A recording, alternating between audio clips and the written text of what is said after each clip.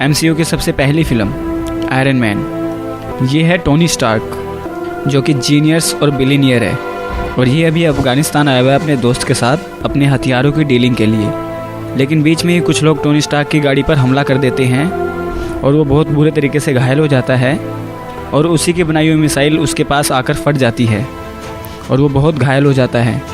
और फिर वो टेररिस्ट टोनी स्टार्क को पकड़ लेते हैं और एक गुफा के अंदर बंदी बना लेते हैं और उसकी छाती पर एक इलेक्ट्रोमैग्नेट चिपका देते हैं जिससे कि टोनी स्टार्क मरे ना। और इस टेररिस्ट ग्रुप का नाम होता है 10 रिंग्स, जो कि कॉमिक्स में बहुत ज़्यादा फेमस है। लेकिन टोनी स्टार्क किसी तरीके से उस इलेक्ट्रोमैग्नेट से एक इलेक्ट्रॉनिक डिवाइस बनाता है जो कि होता है आर्क रिएक्टर, और वो एक हथियार बनाता है खुफिया तरीके से जिसका नाम वो देता है आयरन सूट। और फिर टोनी स्टार्क उस आयरन सूट की मदद से उस गुफा से बाहर निकल जाता है, लेकिन उसका दोस्त मारा जाता है। टोनी स्टार्क वहाँ से निकलने से पहले उनके सारे हथियार जला देता है और उड़कर वो एक डेजर्ट में गिर जाता है। और फिर वो जेम्स रोड की मदद से अपने घर वापस आ जाता है और वो मीडिया को बताता है कि स्टार्क इंडस्ट्रीज़ और वेपन नहीं बनाएगी। और ये जो टकला है इसका नाम है स्टेन, ये आयरन मैन से बोलता है कि ये सब करने से हमें बहुत ज़्यादा नुकसान होगा, लेकिन टोनी उसकी बात नहीं सुनता और वो अपने लिए एक नया आर्मर बनाने की कोशिश करता है और एक नया आर्क रिएक्टर भी बनाता है जो कि पेपर पोर्ट्स उसके सीने में इंस्टॉल करती है। एक दिन स्टेन उस आर्क रिएक्टर के बारे में पूछने लगता है, लेकिन टोनी स्टार्क उसे कुछ नहीं बताता।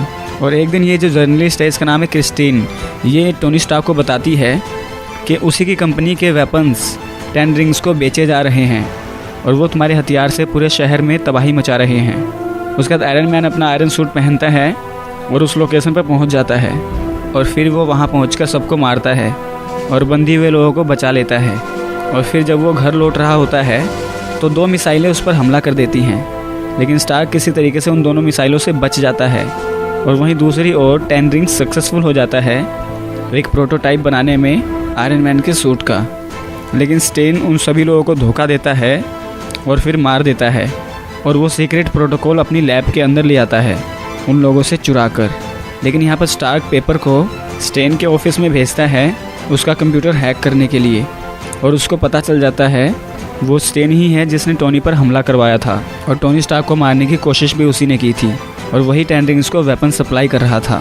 और पेपर फिल कोल्सन के साथ उसको पकड़ने की कोशिश करती है, लेकिन दूसरी ओर स्टेन टोनी पर हमला कर देता है और उसका आर्क रिएक्टर लेकर भाग जाता है। और स्टेन अपने नए आर्मर से उन लोगों पर हमला कर देता है और आयरन मैन यहाँ अपना पुराना आर्क रिएक्टर लगाता है और स्टेन से लड़ने लग जाता है। और इन दोनों की खूब लड़ाई होती है जिसमें आयरन मैन स्टेन पर भारी पड़ता है और स्टेन मर जाता है।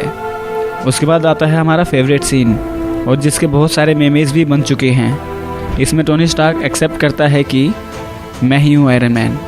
और फिर एक पोस्ट क्रेडिट सीन आता है जिसमें निक फ्यूरी टोनी स्टार्क के पास आता है और वो आयरन मैन से बोलता है कि तुम अकेले सुपर हीरो नहीं हो इस दुनिया में, तुम्हारे जैसे बहुत सारे हैं और तुम्हें मैं अपनी सुपर हीरो टीम में इनवाइट करने के लिए आया हूँ।